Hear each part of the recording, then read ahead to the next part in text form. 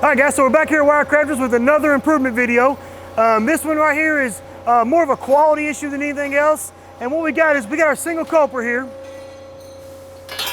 And when we make this angle, we got to culp it out so when we weld it together, we can piece it up and make a square frame. So one of the problems we've had on this historically is when they put it in to culp it, if you put it in, it's easy to get crooked on there right there, which will then leave you with a crooked culp. So if I don't put this in just right, and I culp it, you can see how crooked that culp is. So what the guys came up with is, we have a peg here to guide it against, and then we have another one, and we have 3 different size angles we run. So this is roll form, so we'll put it here. So we got 3 different sizes we can use here. This is roll formed angle, so I put it in the roll formed hole. So now whenever I put it in, I got it along each one of these pins. It'll get back in there.